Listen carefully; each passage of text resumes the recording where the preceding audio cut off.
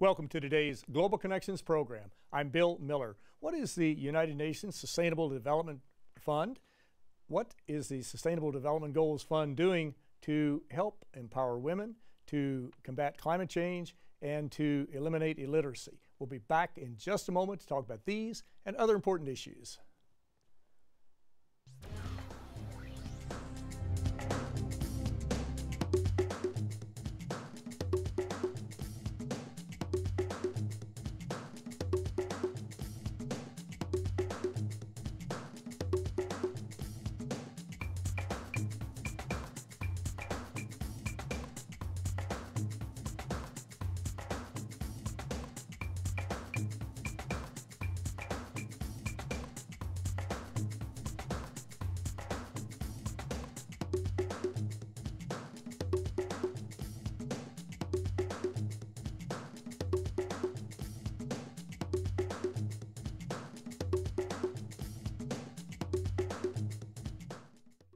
Welcome back to our program. Today we're taking a look at a very unique fund, the Sustainable Development Goals Fund, that's working to help achieve the Sustainable Development Goals such as combating illiteracy, combating climate change, empowering women, and many others. My guest today is an expert on the goals and on the fund. My guest today is Ms. Paloma Duran. Paloma Duran, a Spanish national, brings 25 years experience in development and UN issues. Currently, she is the director of the Sustainable Development Goals Fund. Ms. Paloma Duran, welcome to today's Global Connections program. Thank you, and thank you for inviting me to come here. I appreciate you being with me today. We're going to talk about the Sustainable Development Goals and the fund, but we probably ought to flash back to 2000 and look at the forerunner, the precursor, if you will, of the Sustainable Development Goals, and those were the Millennium Development Goals. There were 8 logical, practical, quantifiable goals. What were a couple of those goals, and why was it important to galvanize the world and get groups, literally tens of thousands of groups, focusing on these goals? Well, I think that the idea of the Millennium Development Goals was just trying to put specific goals and indicator in order to eradicate poverty from all over the world. What happened is in the UN during the 90s, we have a lot of conferences just trying to get agreements among member states to work in many different areas. And in 2000, the idea was, well, let's try to put everything together with a specific targets, a specific timing, and a specific goals in order really to eradicate poverty from all over the world. So in 2000, we have a situation in the international arena which is a completely different one than the situation that we have now. So at that time, the idea was to work mainly focus on developing countries and trying to prepare the traditional list of themes and areas where the UN was working for development. So it was education, it was health, it was hunger, it was decent jobs, it was, let's say the traditional list. Which, now the situation is a little bit different, and that's why the idea is to see what happened during these 15 years, since 2000 up to now, and then try to see how can we move forward and just to think about the future. So that's more or less the general picture about the MDGs. Exactly, and that 15-year period, we saw that some of the developing countries achieved all 8 Millennium Development Goals, some achieved some of the Millennium Development Goals, but now with the, I guess, the expiration, if you will, of the Millennium Development Goals, December 31st, 2015, we're going to have the Sustainable Development Goals, and these are 17, again, logical, quantifiable goals. What are a couple of the Sustainable Development Goals that we're going to be looking at? Well, I think that we have to explain first that the situation, the international situation, is different. I don't think that now development is only for developing countries. We have a lot of challenges now that we didn't have in the past. For instance, there are some countries that in 2000 they were in the list of developing countries, and today they are in the list of middle-income countries, because economically are countries that are improving the situation, but at the same time they have a lot of inequality in the countries, meaning that the situation in 2015 economically and politically is different. Plus, I think that now we have new themes that in 2000 we didn't have in the agenda. for instance, all the references to climate change, that it was not in the agenda in 2000. And also we have new actors, because in 2000 the agenda was just focused on the governments and the countries, but now we have civil society, we have private sector, we have of course governments, we have international organizations. So I think that now is really, I mean, let's say it's a very challenging situation, and at the same time we need the goals. I mean, with this different situation, what kind of goals do we need? I'm not saying that we have 17 now because we have much more problems than in 2000, but I think that the approach, we need a different approach that we have in the past. Exactly. So now we have climate change, for instance, that we didn't have in the past, but we have a very important thing now, which is the conviction that poverty is something that we have to work in a multi-dimensional approach, meaning that if, for instance, I'm thinking in a very specific program that maybe is easy to understand that, no? We have in the past, in the fund where I was working before, we have a program for trying to ensure the access to water for indigenous population. What happened was that in order to ensure the access to water, we need to have first that this community of indigenous people is well organized. When they work together, we try to help them to receive the ID that I never have in the past. With the ID, they were able to have the access to land. With the access to land, they have the possibility to ask for the access to water. And with the access to water, they were able to ensure the access to food. So what I'm trying to say is that, I mean, we cannot just fix poverty and the problems related to poverty working in one specific area. We need to work all together. And I think that this is one of the challenges that we are going to have with the new agenda. Exactly. And as you mentioned, the Sustainable Development Goals apply to everyone, all the countries on the planet. And you mentioned also too about the different actors that are involved today. When the Millennium Development Goals came out in 2000, the majority of them were really just being dealt with by a few non-governmental organizations, the governments that had adopted them. But today you see the private sectors involved, you see literally tens of thousands of companies involved, you see faith-based groups, virtually, I would dare to say, throw out a figure, 95% of all faith-based groups, if not all of them, are involved in helping to achieve these Millennium Development Goals and improve their societies. And so it's a totally different ball game today. And of course, climate change wasn't even on the radar screen to a large number of people. So it's changed. Now, your Sustainable Development Goal Fund, what exactly, very briefly, what is that? You talked about one of the projects. What is how is it set up and what will it do? Okay, so I have to explain this very, very, very fast. Okay. I think that first thing is that we could like first to ensure the national ownership of the programs, meaning that we don't want to impose to the countries what they have to do. We would like to know what are the needs of the country and the needs of the population, and we would like to work with the local actors.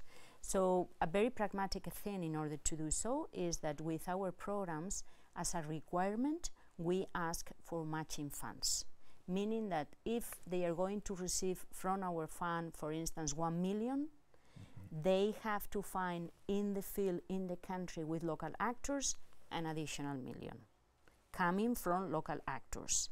But the idea is not only to get the money from there, but the idea is that even the governance system that we have, I mean, as a requirement, they have to organize a national committee with the local government, with, of course, the UN, and with the local actors that are also putting the resources in order to make the decisions, the day-by-day decisions of the program. This is one of the things. The other thing is that we would like also to promote the work of all the agencies in the field together, meaning to promote this traditional program that we call in the UN Delivering as One. Right. Now, when you say agencies, you're talking about UN agencies, UN agencies. such as the United Nations Development Program, the UN Educational, Scientific and Cultural That's Organization, it, the food. UNICEF. Okay. Okay. Please. Because the idea is that, as I told you before, poverty is a multidimensional program. If we are going to work, for instance, in order to ensure access to food for kids, we need to have UNICEF working for kids. We need to have FAO, which is the agency working on food. We need also to work with UNDP, which is really the agency working for eradication of poverty. And then you need to work with UN Women, which is also the agency working with women. So the idea is that, we don't want to work like in a very independent areas. We would like to put all together. So as a requirement, our programs need to have at least 3 of the UN agencies working in the field. And the consequence of that is not only to promote this idea of delivering as one for the UN, but also with the government. The consequence is that even the ministers in the local government have to work together, because if you have food, children, poverty and health, for instance, you need to work with all the departments there, which means that we are also promoting the coordination even in the national government. And I think that this is a very important thing. And also the third thing is that we are trying to promote this engagement of the private sector and other actors, like you mentioned, the faith-based associations or organizations, also universities, civil society, local actors. We would like really to engage all the actors that are responsible for development, no? Because we don't think that this is only the responsibility of the government. Exactly. Everybody has a role in this. And That's as you mentioned, by having these UN agencies coordinate and cooperate, you promote communication amongst them. You eliminate that silo effect where an agency maybe is dealing with one group, another agency with another group. You also eliminate duplication of services, which is very important. It's very wasteful to have several services going to the same population. So it's just logically, it's very logical to do that, and so it's very important to do that. It's logical but not easy. I can imagine with any bureaucracy, you're going to have to pick a bureaucracy any place. That's probably true. Well, you have 3 key thematic areas. One is the inclusive growth for poverty eradication. Talk a little bit about that. What do you want to do in that area? What are a couple of projects that you have operating right now to reduce poverty? Promote that. Well, the idea with the inclusive economic growth is that when I think that the easy way to understand that is very easy, but it's just to show some of our programs. No? For instance, we are working now in one specific program, which is to ensure food security and nutrition in one country in Africa. In order to do so, traditionally, when you hear something about access to food, you are thinking just to work only with the food that you are going to use. But at the same time, we would like to promote the creation of local businesses around the use of the food. For instance, in Africa, one of the main problems they have related to the access to food is that even if in the country they have food enough for everyone, sometimes they don't have the training or the possibility to learn how to use the food in the same way, or how to keep the food in the same way, or in the best way, or how to distribute the food in the best way. So the idea is to, with this project that I'm explaining to you, the idea is, of course, to work with the access to food in order to ensure that all the people are going to have that. But at the same time, why don't create local businesses, or to promote the creation of local businesses in order to create companies that are ready to keep the food, to maintain the food, to distribute the food, and to go to the remote areas or rural areas to distribute also the food there. But just trying that the producers in the country are the owners and the beneficiaries of the project. That's more or less the idea. Well, you're watching Global Connections Television, which is an independently produced program. The opinions expressed on Global Connections are solely those of the moderator and his guest. We would invite our viewers to go to www.globalconnectionstelevision.com to view previous shows. Also, we would invite any ideas you might have for future guests and future topics to Today we're taking a look at the Sustainable Development Goals Fund and what the fund is doing to help achieve these goals, such as combating climate change or promoting literacy or involving themselves in a variety of different issues. So my guest today is an expert on the fund and on these Sustainable Development Goals. My guest today is Ms. Paloma Duran. Ms. Paloma Duran is the director of the Sustainable Development Goals Fund. I might also mention before we get into this that we would encourage our viewers to go to www.sdgfund.org and they can tap into a lot more information than we're going to be able to put out today, but that's a very important website. Or they can always just Google Sustainable Development Goals or Millennium Development Goals, whatever they would like. As you were talking about this, it sounds like they're looking for new innovative ways to be more effective, to provide services to people, to better use the resources, financial or whatever the resources, to really to be more effective in getting the services to people and to focus on reducing poverty or helping to provide food security or whatever the case might be. Are we learning from previous programs and building upon what we maybe should have not done the last time, we're doing better this time? No, but you know, in the fund we have a very good experience from the MDG fund. The MDG fund was a fund created in 2007. It was just a specific fund only created by Spain and financed only by Spain, which is a little bit different than now. Now, I didn't say that before, but in the new fund, in the SDG fund, we have 22 countries contributing with resources in order to implement the programs. But we have the experience from the previous fund. In the MDG fund, we were working in 50 countries, 130 joint programs with 26 agencies of the UN, and the evaluation that it was presented some months ago says that we improve the life of 9 million people, which is really, I mean, an important number of people, because at the end, I think that the most important thing for the new agenda and from the previous agenda is to put the human being in the center of all the programs for development, because at the end, the most important thing really is to take care of every human being. That's the goal. Let's see if we can improve the way to do that, but I mean, the human being is really in the center. So the idea is to use some of the mistakes that we already did with the previous fund, and at the same time trying to improve. No, I think that many of the substantive changes that now we have in the new fund are because we have the experience from previous fund and previous experiences. For instance, this idea that I tried to explain about the national ownership, the engagement of the local actors, the work with all the agencies together, the requirement of the matching funds from the country, those are things that are completely new and really is a new methodology to work in the field. So I'm sure that in some years we will see some changes. Exactly.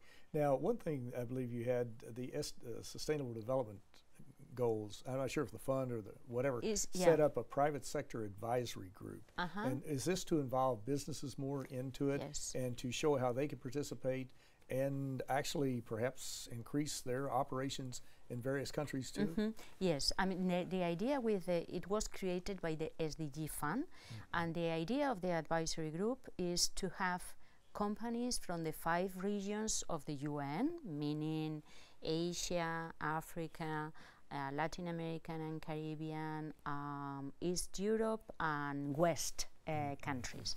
So the idea is to have companies from the 5 regions, and traditionally companies are usually seen as new actors or new donors, no, for development. In many cases we are thinking about companies just only because they are going to give us more resources, which is fine, and I will be more than happy to receive a lot of money from the companies to work on development. But at the same time, and in order to be sure that we have also the companies as actors, because some of them are working in the field and they are doing a social work, even if they don't recognize the work that they are doing as a social work.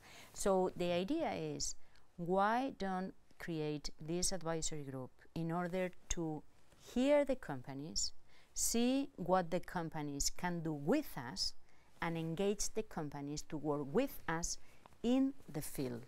of course, as I told you, if they would like to be donors, it will be wonderful.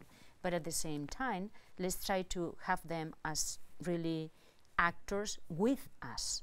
So the idea of this advisory group was first to have a real toolkit where we can know what the companies would like and can do with us. So the first thing that we are going to do in November is just to present or to launch this toolkit that we are preparing with the companies, with the help of the Kennedy School, Harvard University, the program on social responsibilities, and also a network which is called Business Fights Poverty.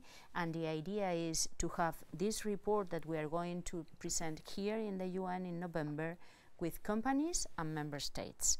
And then after that, we would like to have, in the same way that we have a human development report, to have a report that really have all put together all the best practices, experiences, lessons learned that we have working with the private sector, but just to change a little bit this mentality that the private sector is only there because they are going to give us money, no?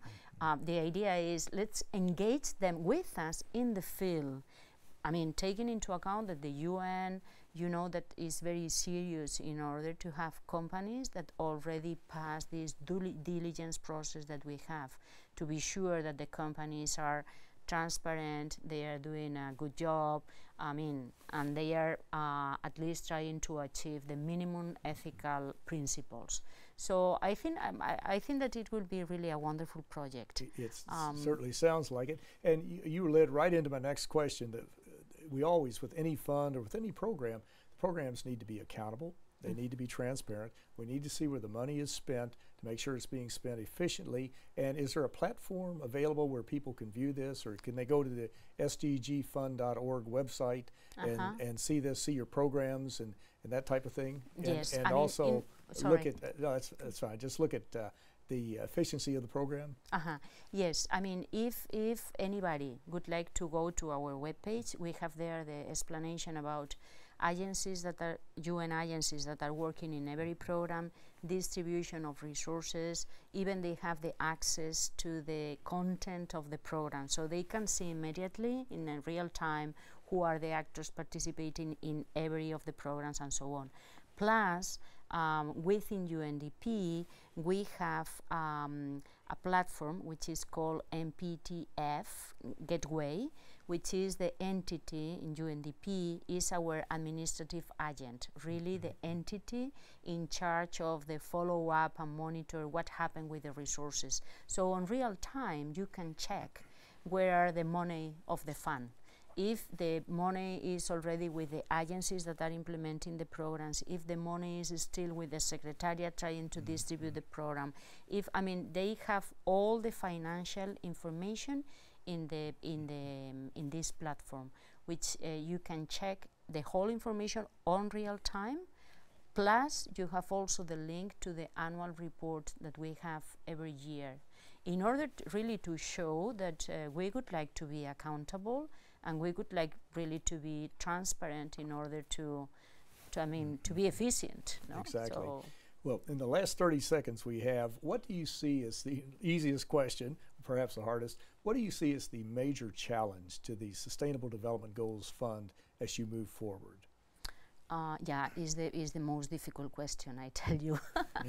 No, just to summarize that, I think that the most important thing, and for me really my dream, is to take care of every person in need in every program that we are implementing in developing countries. That is certainly a challenge. It certainly is, and it sounds like you're really doing some wonderful work. And I think that this is something that we can all participate in, and we should all participate in.